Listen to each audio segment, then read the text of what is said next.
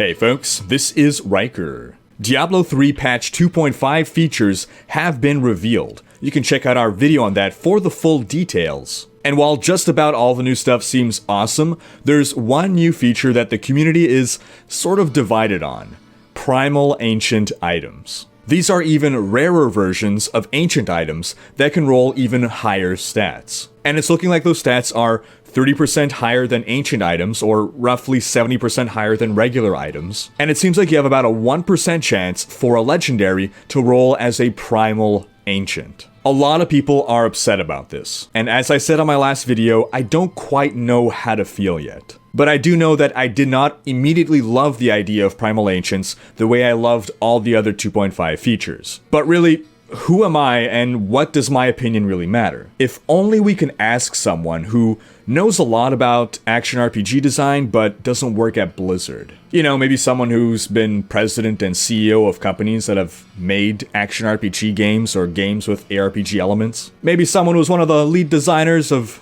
Diablo and Diablo 2 and was instrumental in the creation of the Diablo franchise. Oh wait, we can ask such a person, and his name is David Brevik, and I did that today. A couple weeks ago, I collected questions from you guys to ask David Brevik about the past and future of Diablo. And at the end of the interview, I just threw in this quick question about Primal Ancients. Here's what he had to say. Basically, last question here. Are you aware of ancient items in Diablo 3? No, I am not. So they added this a few patches ago. An ancient item is a legendary. It's a unique, but so anytime a legendary drops or is crafted, there's a 10% chance that it rolls as an ancient, which has 30% higher stats on it, basically. So it's the same item effectively, but with higher stats, and it's a 10% chance to get that. And the community has accepted these, and obviously it's going to be best in slot. Blizzard just revealed yesterday the 2.5 patch notes, and they're now adding Primal Ancients, or as we affectionately call them, Ancient Ancients, which is another 30% higher stats and another 10% rare. So it's now a 1% chance to get these Primal Ancients versus a 10% chance to get a regular Ancient. Any particular thoughts on that?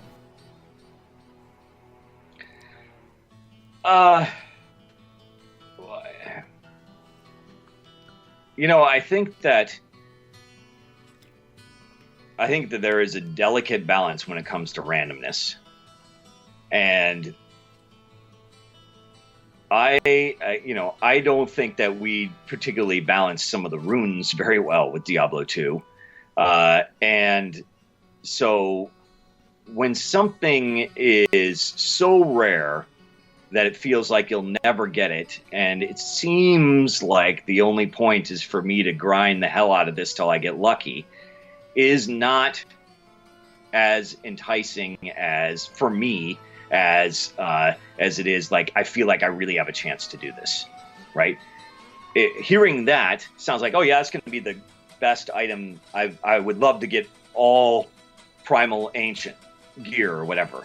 Let me see, how many hours do I need to grind to do that? Oh my God, what am I, it's like, oh my God, that's a daunting number, right? So like that doesn't sound enticing to me. It sounds intimidating, and it sounds, I feel a little hopeless. So that's my personal opinion. I like to feel like I have a chance at doing the things that I want to do, even if it's I say this, and yet I still run this, try and get rare mount drops in World of Warcraft or whatever. I was killing this boss for 2 years before I had fun. But yeah, I feel like I know what I need to do, right? Even in that situation, it's like, oh, if I go kill this boss once a week for 60 weeks, there's a good chance I'm going to get this thing. Then it feels like, oh, there's a means to the end, right? That's like, I feel like that I'm not just have I been blessed by RNGesus, right? Has he granted me in his wisdom the ability to get the things that I want? Because you end up in a situation, randomness ends up in a situation like this, and this happens all the time. This is one of the things that we learned in Marvel Heroes, and we changed it actually, is that originally you could unlock other characters by getting them to drop. There were, like, let's say, I think we launched like 25 or 30 different heroes you could play. And you could unlock them by either buying them, or you could get them by just playing, and they would randomly drop. But the drop percentage was really low. And so you had the stories of the following kind of stories from people playing, which was, my friend has played for 5 hours and gotten 6 drops. He's an ass, I played 120 hours and I have no drops or whatever. And so like there's this, if they've done it so that there's like an increasing chance as you go along, and the more you're playing, the better chance you have of getting something like that's more enticing to me than a flat, you have to get lucky, because otherwise you end in a situation where one guy gets lucky and he has everything, and then he's kind of bored because he's overpowered. And then you get the other character person that's been grinding and is crying tears of blood because it's like, my eyes, I can't even play this anymore, and I still haven't gotten one. So so I think that you end up with, you have to be really careful when you're dealing with randomness. And what we ended up doing is that, my friend played and he got all of these heroes, and I played and I didn't get any of these heroes. And even the friend that played, he's like, hey, I got all these heroes, but this wasn't the heroes that I wanted. And so we ended up changing the system so that you got this constant drop. You like collected these things, and so like you would constantly get these as you played. You would get, it was kind of like a build-up system. I would get little, I don't remember what we called them, but little shards of these things, and you eternity splinters, and you would pick up these eternity splinters as you played. You get one every about 10 minutes you were playing or so. You would at least get one. And it would increase in odds as you were playing to make sure that you got one within 10 minutes. And so you could get lucky and you get a few right away, or you could, but then you would take 200 or 400 of these things or whatever number it was, and you could buy the thing you wanted. So, and what was nice about that is that you felt like you were progressing towards the things that you wanted, that were most elite in the game or whatever. It felt like I wasn't grinding forever. There was a light at the end of this tunnel. I was going to get the thing that I wanted, and as long as I was patient, and maybe I would be playing and we kept the drops in.